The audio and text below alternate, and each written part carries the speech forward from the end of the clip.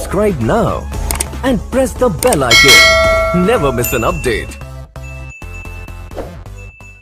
जय जय बोलो आनंद अम्बे मातनी जय जय जय बोलो आनंद अम्बे मातनी जय जय जय बोलो आनंद अम्बे मातनी जय जय जय बोलो आनंद अम्बे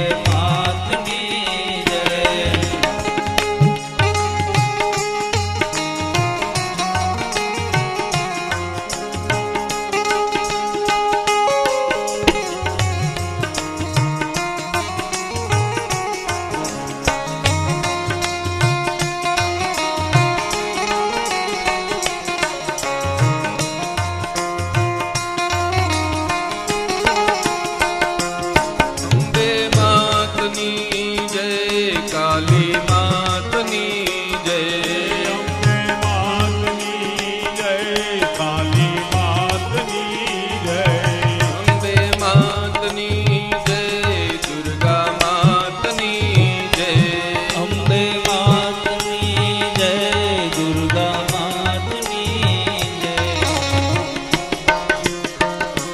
जय जय बोलो आनंद अम्बे मातनी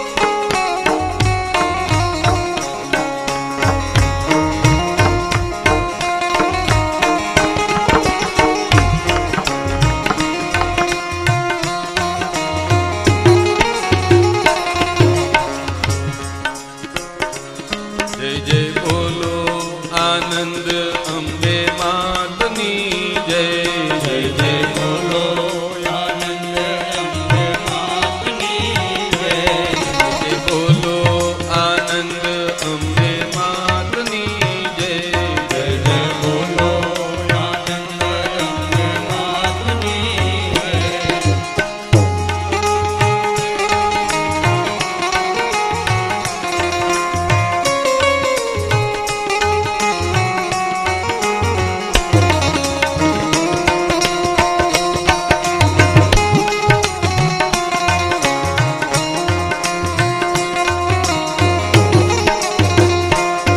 अम्बे मातनी काली मातनी जय अम्बे मातनी जय काली मातनी जय अम्बे मातनी जय जगदम्बे मातनी जय अम्बे मातनी जय जगदम्बे मातनी जय जय बोलो आनंद अम्बे मातनी जय जय जय बोलो आनंद अम्बे मातनी जय जय बोलो आनंद अम्बे मातनी जय जय जय बोलो आनंद अम्बे मातनी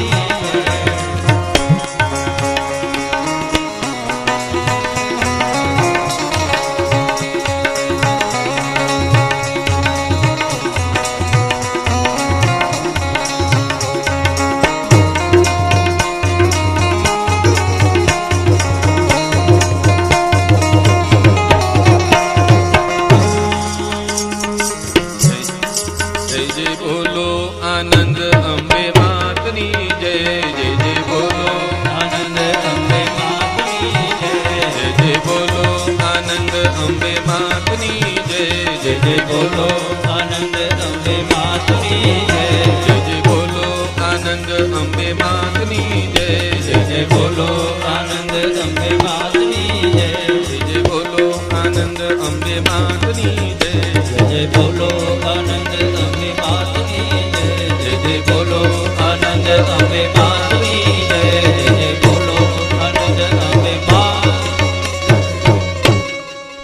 બોલો જગદંબા માતની જય શ્રી ભાલેશ્વર મહાદેવની જય મહાકાલી માત કી જય આદ્ય શક્તિ માત કી જય નવદુર્ગા માત કી જય શ્રી ગુરુદત્ત ભગવાનની જય સદગુરુ દેવની જય अपने अपने मात पिता की ओम नमः पार्वती पते हर हर महादेव।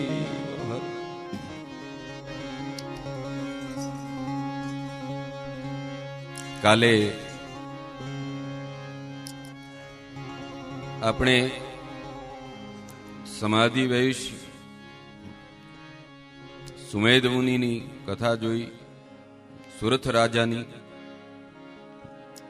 અને ત્યાર પછી 12 અધ્યાયમાં શ્રીમદ દેવી ભાગવતમાં તીર્થોના વર્ણન એ પણ જોયા કે આ ભારત ખંડના બધા તીર્થો પવિત્ર છે કે જે તીર્થ છે એ આપણને પવિત્રતા પ્રદાન કરે છે, આપણા બધા મળને બહાર કાઢે છે, મનમાં હોય શરીરમાં હોય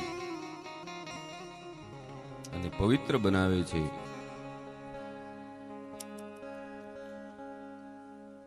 આજે આ 5મા દિવસની કથામાં પ્રવેશ કરીએ, જેમાં આજના દિવસની કથાઓ છે કે લક્ષ્મીજીના એક પુત્ર એક વીરજી છે, એનો જન્મ, નારદજીના વિવાહ, ચ્યવન મુનિના વિવાહ, ત્રિશંકુની કથા અને આજે આપણે હરિશ્ચંદ્રના આખ્યાનની શરૂઆત કરીશું। એ બપોર પછીની કથાઓ છે, ત્રિશંકુથી લઈને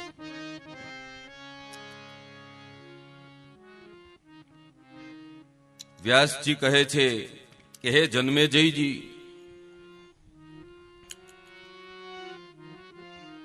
એક વખત કૌતુકીજી ભગવાન નારાયણે લક્ષ્મીજીને ઘોડી થઈ જવાનો શ્રાપ આપી દીધો, જેના પરિણામ સ્વરૂપ લક્ષ્મીજી મૃત્યુલોકમાં ઘોડી બની અને આવ્યા। લક્ષ્મીજી મૃત્યુલોકમાં આવી ઘોડી બની ગયા છે અને યમુનાજી નો કિનારો છે, તમસા નદીનો કિનારો છે, યમુનાજી અને તમસા નદીનો સંગમ છે, એના કિનારે એ તપ કરવા લાગ્યા છે।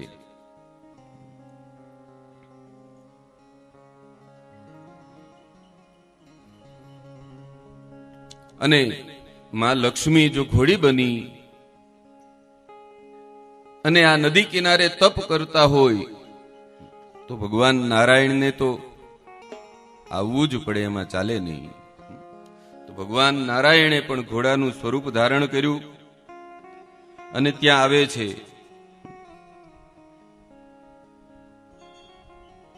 એ અશ્વને જોઈ અને ઘોડી સ્વરૂપે માં લક્ષ્મી છે એ ભગવાનને ઓળખી જાય છે, કાં તો નારાયણ છે ને ઘોડાના સ્વરૂપમાં છે। ત્યારે શ્રીમદ દેવી ભાગવતમાં લખ્યું છે કે શ્રાપ થયો તો ઘોડી બનીને આવ્યા અને ઘણો સમય તપ કર્યું, પછી ભગવાન નારાયણ ઘોડાના સ્વરૂપમાં ત્યાં સામે આવે તો માને લાગણીનો દરિયો ઉભરાય છે કે મહાલક્ષ્મી છે, એને હરખના આંસુ આવે છે કે હું તો શ્રાપથી ઘોડી બની, પણ એને મારી પાછળ ઘોડો બનીને આવવું પડે છે। લક્ષ્મીજીને ખૂબ આનંદ થાય છે।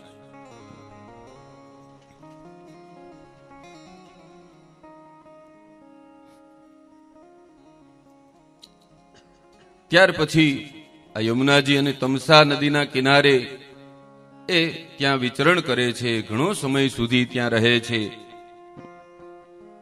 અને એ સમય દરમિયાન એમને લક્ષ્મીજીને એક પુત્રની ઉત્પત્તિ થાય છે. અને પુત્રની ઉત્પત્તિ થયા પછી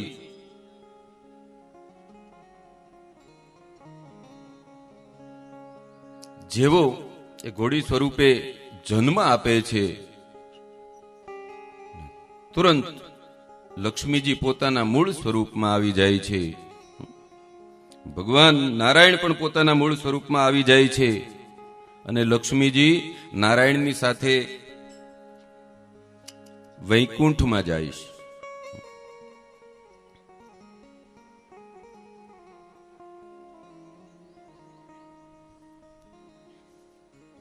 બોલીએ ભક્તવત્સલ ભગવાનની જય. અહીંથી એમની લીલાનો પ્રારંભ થાય છે.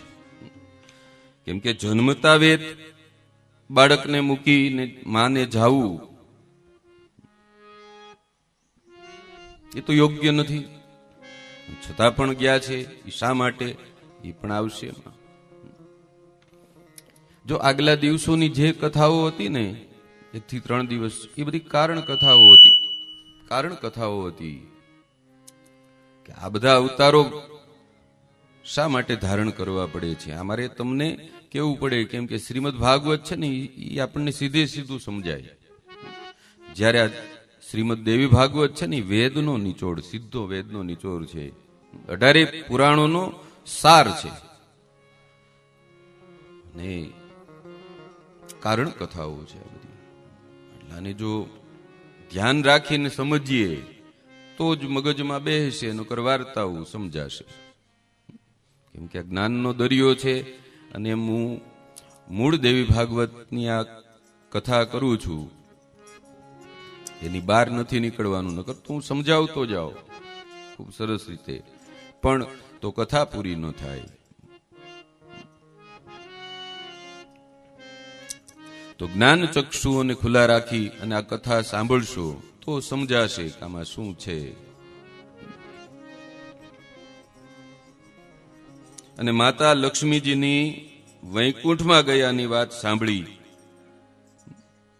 વેદવ્યાસજીએ આ વાત કરી તો જન્મેજયજીને પ્રશ્ન થાય છે. જન્મેજયજીને પહેલા તો આશ્ચર્ય થયું અને પછી પ્રશ્ન કરે છે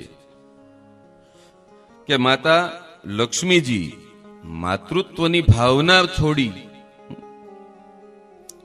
માતૃત્વની અવહેલના કરી અને કેવી રીતે પોતાના નવજાત શિશુને છોડીને જઈ શકે, એને એકલો મૂકી અને જઈ શકે. આવો પ્રશ્ન કરે છે જન્મેજયજી. ત્યારે વેદવ્યાસજી છે એ કહે છે કે જન્મેજયજી,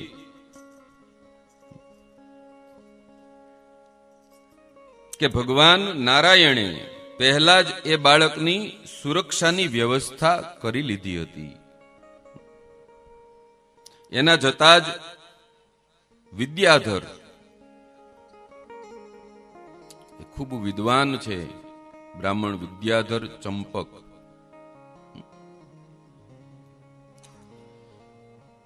એ પારંગત વિદ્વાન હતા ચંપક. અને એમના પત્ની મદનાલસા, મદનાલસા એનું નામ છે. એમણે આ અશ્વી પુત્રને જોયો કે આ તો તાજું જન્મેલું બાળક છે. એ ત્યાં આવતા હોય છે ને ત્યાં એ જોઈ જાય એટલે તરત એને તેડી લે છે, એને હૃદયે ચાંપે છે.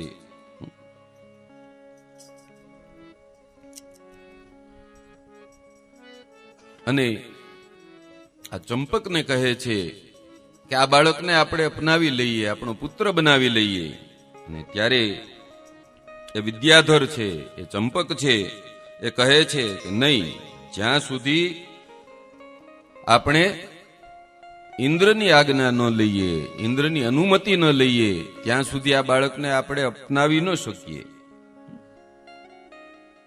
આ બાળકને આપણે સ્વીકારી ન શકીએ. એના માટે આપણે ઇન્દ્ર પાસે અનુમતિ લેવા જવું પડશે. અને બંને દંપતી છે એ શિશુને લઈ અને રાજા ઇન્દ્ર પાસે જાય છે. અને રાજા ઇન્દ્રને કહે છે કે આ બાળક અમને યમુનાજી અને તમસા નદીના સંગમ ઘાટ પાસેથી મળ્યું છે.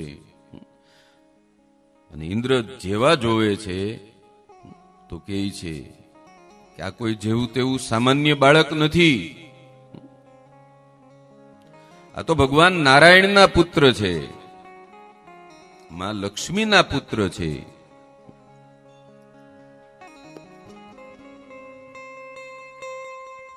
આ તપસ્વી બાળકનું નામ હેહય છે. હેહ વંશની જે કથાઓ છે, હેહ વંશની શરૂઆત થાય છે. આ બાળકને તમે જ્યાંથી લાવ્યા છો ત્યાં જ પાછો પહોંચાડી દો. ભગવાન તો આ બાળકને યયાતિ વંશમાં જન્મેલ રાજા હરિવર્માને આપવાના હતા અને તમે એને લઈ આવ્યા.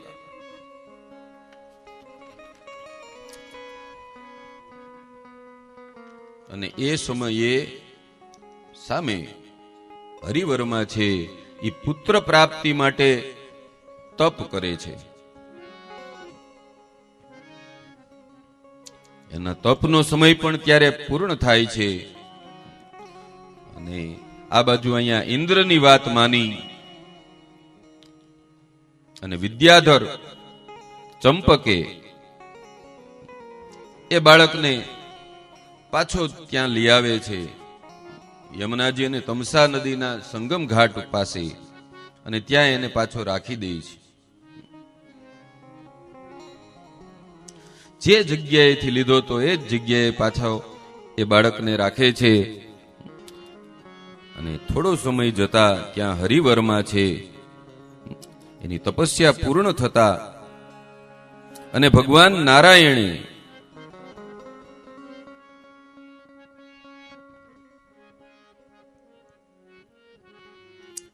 વિમાન સહિત આ હરિવર્મા ની તપસ્યા પૂર્ણ થતા ત્યાં પધારે છે.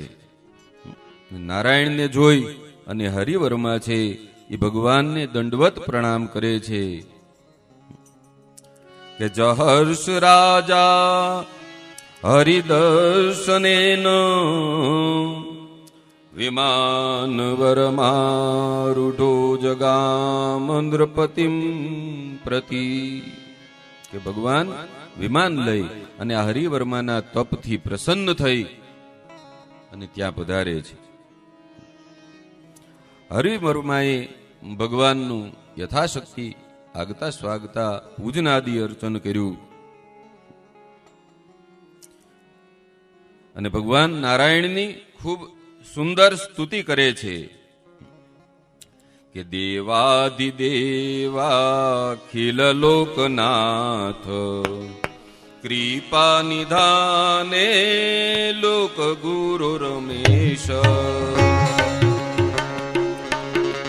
મંદસ્ય મે તે કિલ દર્શનમ સુદુર્લભમ યોગી જનેર લેવ્યમ.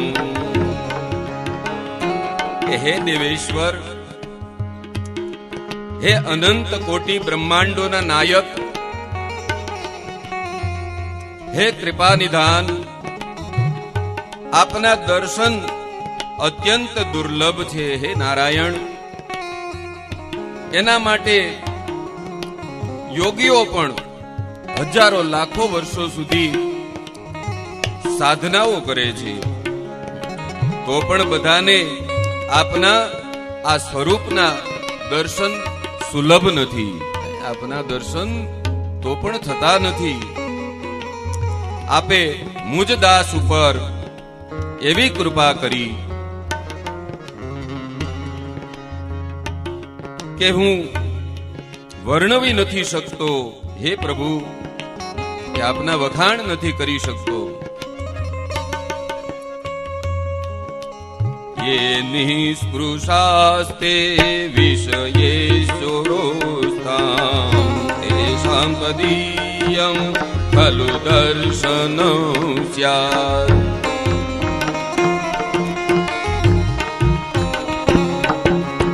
आशापरोऽहं भगवाननन्त योग्यो न ते दर्शने देव देव।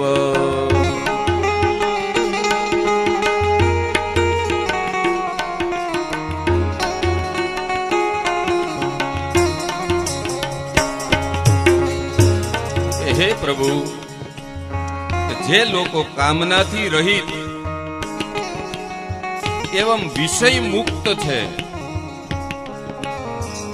વિષયોથી પર છે અને આપનું ધ્યાન કરે છે, ફક્ત તે જ આપના દર્શનને પામી શકે છે। અને હે પ્રભુ, હું ખરેખર આપના દર્શનને યોગ્ય નથી।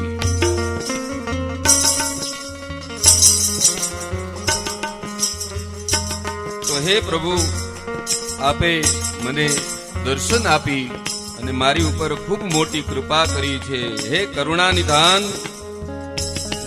અને ત્યારે ભગવાન કરુણા નિધાન કહે છે કે હે હરિવર્મા, હે રાજન, હું તમારા તપથી પ્રસન્ન થયો છું અને તમારી જે ઈચ્છા હોય એ વરદાન માગી લ્યો। આપ જે માગશો એ હું આપવા માટે તૈયાર છું। આપના ઉપર હું અતિ પ્રસન્ન છું। અને ત્યારે એ હરિવર્મા છે એ રાજાએ કહ્યું કે હે પ્રભુ, હું આપને શું કહું? હે ભગવાન, આપની પાસેથી તો મને માગવામાં પણ સંકોચ થાય છે।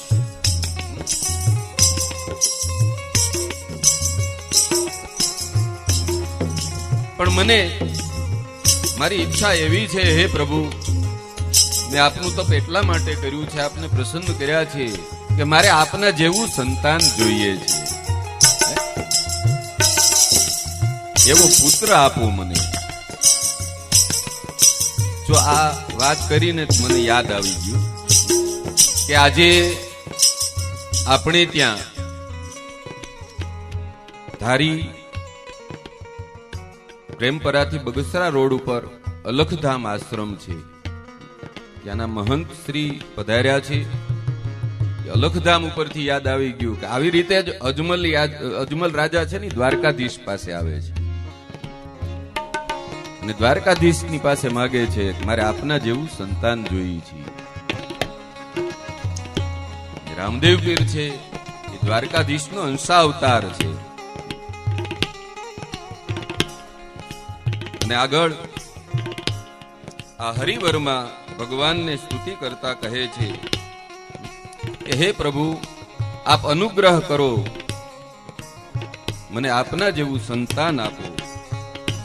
ત્યારે ભગવાન કહે છે કે દાની શિરોમણી કૃપાનિધિ નાથ કૌ સતી ભાવ ચાહ હુકુમહી સમાન સુત પ્રભુ સન કવન દુરાવ। તુલસીદાસજીએ રામાયણમાં પણ આવી ચોપાઈઓ લખી છે કે જે દેવી ભાગવતના શ્લોકને સંલગ્ન છે।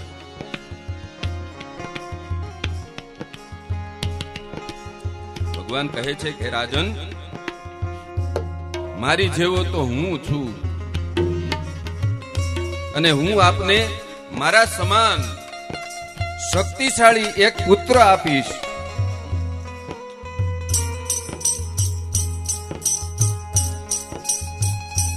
કે જેનું નામ તું એકવીર રાખજે, એનું નામ એકવીર હશે। આપ યમુના એવં તમસા નદીના સંગમ પર ચાલ્યા જાઓ, ત્યાં આપને એ પુત્રની પ્રાપ્તિ થઈ જશે। આમ કહી અને ભગવાન લક્ષ્મીજી સહિત અંતર્ધ્યાન થઈ ગયા અને રાજા હરિવર્મા એ પોતાની તપોસ્થળી છોડી અને યમુના અને તમસા નદીના સંગમ ઘાટે પહોંચે છે. ત્યાં પહોંચતા જ એ રાજા હરિવર્મા એક ખૂબ જ અદ્ભુત બાળકને જુએ છે. એકલું બાળક પોતાના જમણા પગનો અંગૂઠો મોંમાં રાખી અને ખિલખિલાટ કરે છે.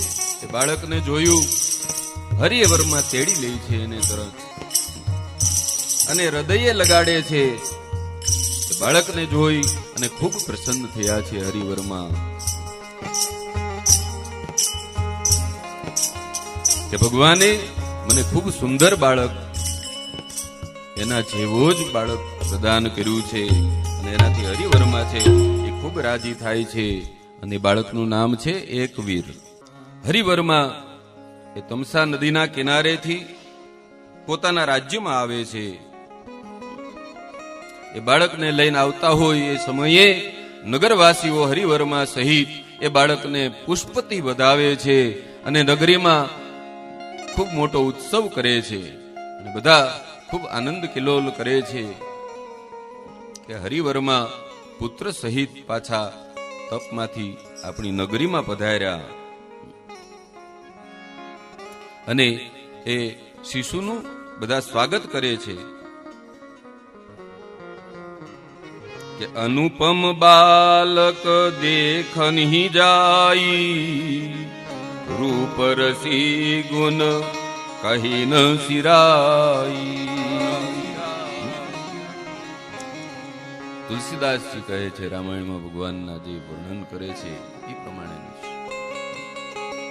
રાજા હરિવર્મા પ્રસન્ન થઈ અને પોતાની રાણી કે જેનું નામ છે સુનયના એની પાસે આવે છે અને કહે છે કે હે દેવી, આ મારી તપસ્યાનું ફળ છે. ભગવાન નારાયણ એવં માતા લક્ષ્મી મારા ઉપર પ્રસન્ન થયા, મને એમનો સાક્ષાત્કાર થયો. એમની પાસેથી મેં સંતાન માંગ્યું કે આપના જેવું મારે સંતાન જોઈએ. તો ભગવાને મને આ સંગમ ઘાટ ઉપરથી આ બાળક પ્રાપ્ત કરાવ્યું છે કે જેનું નામ એકવીર છે. અને આ બાળક ભગવાન નારાયણનો અંશ છે અને એમના જેવો જ કીર્તિમાન અને બળવાન થશે આ બાળક. રાણીએ એ બાળકને પોતાના ખોળામાં લીધો છે અને ખૂબ પ્રસન્ન થાય છે. રાણી પોતાના હૃદયે લગાડે છે, એ બાળકને ચૂમવા માંડે છે કે માતા બનીશ. અને એ બાળકને ખૂબ વાલ કરે છે. અને ત્યાર પછી એ બાળકના જન્મ પછી બધા જે સંસ્કારો કરવામાં આવે, કેમ કે પહેલે જ દિવસે મળી ગયો તો ષષ્ઠી આદિક સંસ્કારો છે, નામકરણ સંસ્કાર છે, અન્નપ્રાશન, ચૂડાકરણ, કેશાંત સંસ્કાર. આપણે પ્રથમ દિવસે અહીંયા એક બાળકનું કર્યું ને મુંડન, આ બધા સંસ્કારો કર્યા. અને 7મા વર્ષે એ એકવીરને એ બાળકને યજ્ઞોપવિત સંસ્કાર પણ કરાવવામાં આવ્યા છે. આપણા 16 સંસ્કારો છે, એમાંથી આપણને હવે યાદ હોય તો શ્રીમત ને વિવાહ, બાકી ભૂલી ગયા બધા. રવિવાર હોય તો મુંડન કરાવી નાખે, એનું મુહૂર્ત જોવડાવવું જોઈએ.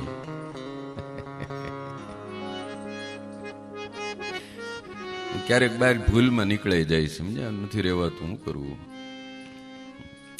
જ્યારે સમય ગયો, એકવીરજી મોટા થવા લાગ્યા અને મોટા થયા, યોગ્ય થયા, ત્યારે હરિવર્માએ વિચાર્યું કે હવે મારે આ રાજ કરવાનો સમય નથી. આ તો નારાયણનો અંશ છે, એને હું ગાદીએ બેસાડી દઉં. અને હરિવર્મા છે આ એકવીરજીને ગાદી અભિષેક કરે છે અને વિરાજિત કરી રાજા બનાવી અને પોતે જંગલમાં તપ કરવા માટે નીકળી જાય છે. અને હરિવર્મા છે એ જંગલમાં તપ કરે છે, પર્ણકુટીર બનાવી અને પછી તપસ્વી જીવન જીવે છે. કુમારને રાજ્ય મળ્યું, એ રાજ્યનું ખૂબ સારું સંચાલન કરે છે. ધર્માત્મા રાજા છે, સાક્ષાત નારાયણનો અંશ છે. એનું રાજ થતું હોય એમાં કાંઈ ન ઘટે. રામ રાજ્ય પ્રજા સુખી, એવું ખૂબ સરસ રાજ ચલાવે છે. ખૂબ સારી રીતે રાજ ચલાવી સમય પસાર થાય છે. એક વખત એ કુમારોની સાથે આ એકવીરજી પોતાના ઘોડા લઈ અને ઘોડા ઉપર સવાર થઈ અને જંગલમાં વિહાર કરવા માટે નીકળે છે, ફરવા માટે નીકળે છે. અને જંગલમાં આવે છે તો ત્યાં એક સરોવર છે, અને સરોવરના કિનારે એક સુંદર યુવતી બેઠી બેઠી રડતી હોય છે. રાજાનું ધ્યાન પડે છે તો એ રડતી યુવતી પાસે જાય છે. ઘોડા ઉપરથી ઉતરી યુવતી પાસે જઈ અને યુવતીને પૂછે છે કે આપ શા માટે રડો છો? આપના રડવાનું કારણ શું છે? ત્યારે એ સ્ત્રી કહે છે કે હું યશોવતી છું, અને આપના રાજ્યની બાજુમાં જ બીજું એક રાજ્ય છે, અને એનો રાજા છે એ રૈમ્ય રાજા છે, એ ખૂબ ઉદાર છે. એમની પત્નીનું નામ રૂક્મરેખા છે, એ પણ સાધ્વી છે. પરંતુ કષ્ટની વાત ઈ છે, દુઃખની વાત ઈ છે કે એમને કોઈ સંતાન ન હતું.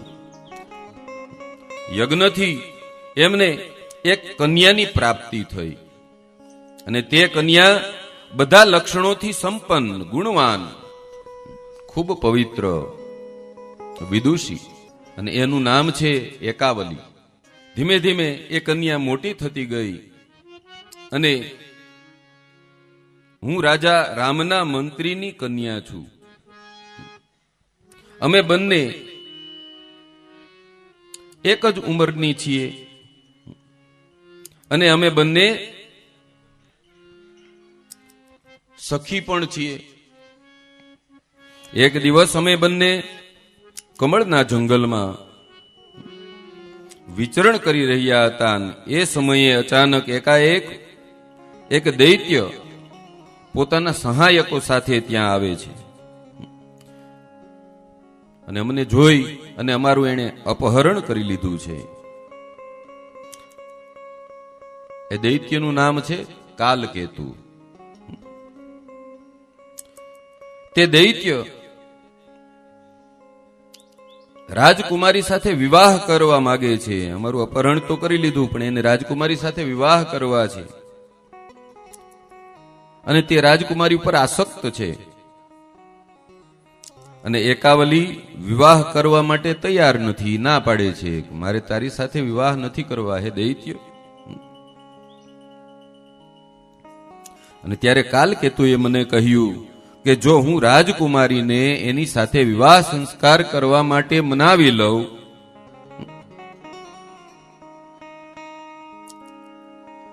તો એ દૈત્ય છે એ મને મારા પિતાના ઘરે પાછી મોકલી આપે. પરંતુ રાજકુમારીએ એમની સાથે વિવાહ કરવાની ના પાડી દીધી છે, અને એમણે કાલકેતુને કહ્યું છે કુમારી એકાવલીએ કે જુઓ, એની કેટલી સમજણ છે એ બતાવે છે આમાં, કે જુઓ મારી અને તમારી સંસ્કૃતિ ભિન્ન છે. આપણી સંસ્કૃતિ અલગ છે. અમે માનવી છીએ, આપ દૈત્ય છો, અને હું મારા પિતાના ધર્મનો ત્યાગ કરી અને પિતાની વિરુદ્ધ જઈ અને તમારી સાથે વિવાહ સંસ્કાર ન કરી શકું. હે દૈત્ય, કે કથમન્યમ ભજે કાંતમ ત્યક્વા ધર્મમ સનાતનમ કન્યા ધર્મમ વિહાયાદય વેદસી શાસ્ત્ર વિનિશ્ચયમ, કે શાસ્ત્રોના નિયમ પ્રમાણે સનાતન ધર્મ છોડી અને હું આપની સાથે વિવાહ સંસ્કાર ન કરી શકું, આવું કહે છે યુવતી. આમાં ઘણું જ્ઞાન છે. અને હે નરેશની સાથે મારા વિવાહ છે એ નિશ્ચિત થઈ ગયા છે. હું મનથી એમને જ પોતાનો પતિ માની ચૂકી છું. હવે યા તો હું એમની સાથે વિવાહ સંસ્કાર કરીશ, નહીં તો હું કુંવારી રહીશ, પણ આપની સાથે તો વિવાહ સંસ્કાર નહીં જ કરું. કદાચ મરી જાઉં તો મોત વાલું કરી લઈશ.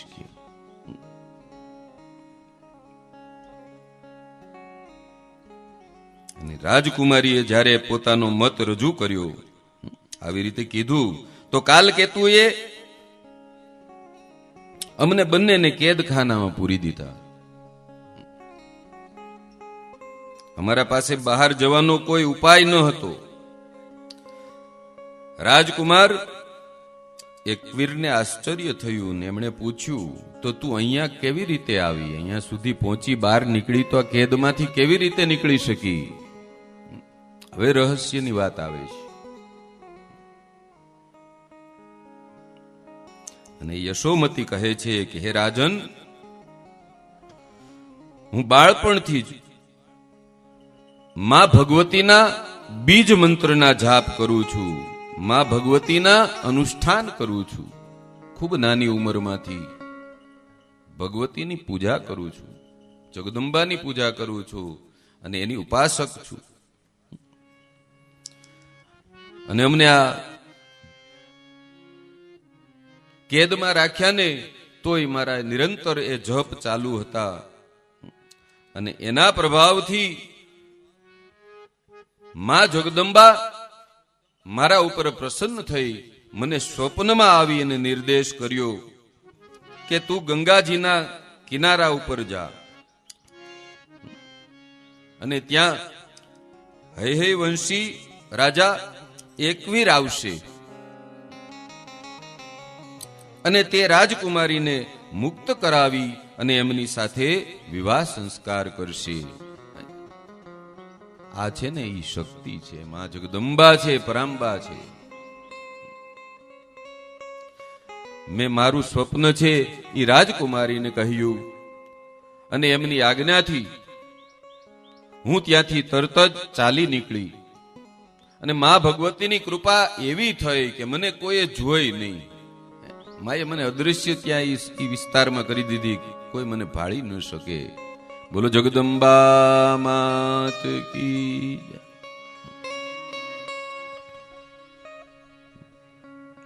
એ મંત્ર ક્યાંથી આવ્યો? બાળપણમાં મંત્ર તો જપ્યા, પણ આવ્યો ક્યાંથી? માધ્યમો છે આ બધા ઈશ્વર પ્રાપ્તિના. તો એ ગુરુ મંત્ર છે કે ગુરુએ એને દીક્ષામાં એ બીજક મંત્ર આપ્યો છે અને ત્યારે માં ભગવતીની પ્રાપ્તિ થઈ છે. કોઈ પણ ઈશ્વરના શરણોમાં જવું હોય, ઈશ્વર પ્રાપ્તિ કરવી હોય તો ગુરુ ધારણા જરૂરી છે. અને બાકી આપણે જાણીએ છીએ ગુરુ વગરનો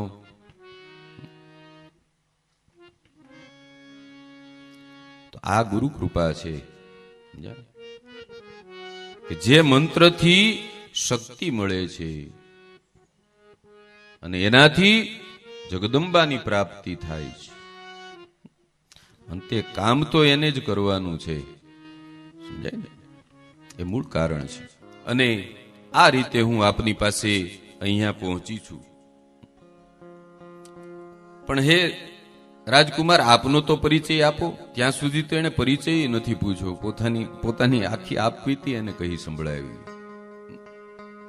અને ત્યારે એકવીરજી કહે છે કે હે દેવી, મારું નામ એકવીર છે અને હું પોતે જ હૈહય વંશી રાજા છું. હું માતા લક્ષ્મીનો પુત્ર છું અને હું પોતે આ તારી વાત સાંભળી અને એ રાજકુમારીના ગુણો ઉપર હું મોહિત થઈ ગયો છું. તું મને જલ્દી હાલ લઈ જા ત્યાં, કાલ કેતુના નગર સુધી લઈ જા, હું એમનો વધ કરી અને એ રાજકુમારીને એનાથી છોડાવી દઈશ. યશોમતીએ કહ્યું કે હે રાજન, આપ મા ભગવતીના ભક્ત છો, એટલા માટે આપ એમનું સ્મરણ કરી અને મારી પાછળ પાછળ ચાલો, હું આપને ત્યાં સુધી લઈ જાઉં છું. કે નવાક્ષર મંત્રના જાપ કરો અને ચાલો, અને હું પણ આપનું અનુસરણ કરીશ અને હું આપને કાલ કેતુના નગરની તરફ લઈ અને હાલીશ. આમ કહી અને તે સ્ત્રી છે, એ સુંદરી છે, એ રાજા એકવીરને કાલ કેતુના નગર સુધી લઈ અને આવી ગઈ છે. અને આ યશોમતી છે ને, એ નગરમાં લઈ જઈ અને બતાવે છે કે આ કાલ કેતુ છે, અને કહ્યું કે હવે એકાવલીને છોડાવી દો. ત્યારે એકવીરજી કાલ કેતુને કહે છે કે હે કાલ કેતુ, તું આ એકાવલીને છોડી દે. કઈ એમ થોડો માને, દૈત્ય હતો, સીધી રીતે માને નહીં. અને ત્યારે એકવીરજી એને લલકારે છે કે તો ચાલ મારી સાથે યુદ્ધ કર. અને ત્યારે કાલ કેતુ અને એકવીરજી વચ્ચે ત્યાં ભયંકર યુદ્ધ થાય છે. અને એ યુદ્ધમાં, અને કેવું યુદ્ધ છે તો કે વૃત્રાસુર અને ઇન્દ્રનું જેવું યુદ્ધ થયું હતું, એવું ભયંકર યુદ્ધ થાય. અને એમાં આ એકવીરજી છે એ કાલકેતુનો વધ કરે છે. કાલકેતુ દૈત્યને એકવીરજીએ મારી નાખ્યો છે અને એની પાસેથી એના કબજામાં રહેલી આ એકાવલી ને છોડાવે છે. અને ત્યાર પછી યશોવતી છે એ એકાવલી અને એકવીરજીનો પરિચય કરાવે છે. ત્યારે એકવીરજી એ રાજકુમારીને કહે છે કે હે દેવી, જો તમારી આજ્ઞા હોય તો આપ અમારી સાથે જ આવો, હું આપની સાથે વિવાહ સંસ્કાર કરીશ. તોય એ રાજકુમારી એ સમયે ના પાડે છે. બહુ સરસ જવાબ આપે છે. કેવો જવાબ આપે છે કે હે મહારાજ, હું આપને મારા પતિના રૂપમાં તો વરણ કરી ચૂકી છું, મારા પતિના રૂપમાં આપને સ્વીકારી ચૂકી છું, પસંદ કરી ચૂકી છું. વરણ એટલે પસંદ કરવું. પરંતુ માનસિક રૂપથી અને વ્યવહારિક રીતે હું આપનો ત્યારે જ સ્વીકાર કરી શકીશ જ્યારે મારા પિતાની આજ્ઞા હશે. તો મને મારા પિતાના ઘરે લઈ અને જાઓ, અને એમની આજ્ઞાથી હું આપની સાથે વિવાહ કરીશ. કેમ કે આ તો આપણી ભારતીય સંસ્કૃતિ છે. કન્યા પિતાની આજ્ઞા વગર કોઈની સાથે પણ વાત પણ કરી શકતી નથી. એટલા માટે જ્યારે મારા પિતાની આજ્ઞા થશે ત્યારે હું આપની સાથે વિવાહ કરીશ. આવી રીતે એકાવલી કહે છે. રાજા એકવીરજી રાજકુમારી સહિત રાજા રેમ્યની રાજધાની પહોંચ્યા છે. ત્યાં રાજધાનીમાં રાજા રેમ્યએ રાજકુમારી અને મહારાજ એકવીરજીનું સ્વાગત કર્યું અને વિધિ વિધાનથી એમના વિવાહ સંસ્કાર કર્યા છે. અને યશોમતીને પણ એકાવલીની સાથે જ મોકલી દીધી છે. અને એ એકવીર જે રાજા છે એ એકાવલીને લઈ અને પોતાના રાજ્યમાં જાય છે. સમય જતા એમને ત્યાં પુત્ર થયા, એ કૃતવીર્ય. અને કૃતવીર્યના પુત્ર હતા કાર્ત્યવીર્ય. અને એ પ્રમાણે હે વંશ છે એ એમને આગળ ચાલે છે. આ કથા ઉપરથી ઘણું બધું જ્ઞાન મળે છે કે માં જગદંબાની કૃપાથી ગમે એવું સંકટ આવ્યું તો એમાંથી માં જગદંબાએ એને બચાવી લીધી છે. એને જે જગ્યાએ જવાનું હતું એ મૂળ જગ્યાએ પહોંચાડી દીધી છે. આ તાકાત છે ને, એ શક્તિની તાકાત છે. અને હવે આગળની કથા આવે છે ત્રાસની અને વેદવ્યાસજીના પશ્ચાતાપની. એ કથા આપણે જોઈએ એ પેલા થોડુંક સ્વાગત કર્મ છે એ પણ આપણે કરી લઈએ. બોલો જગદંબા માત કી જય.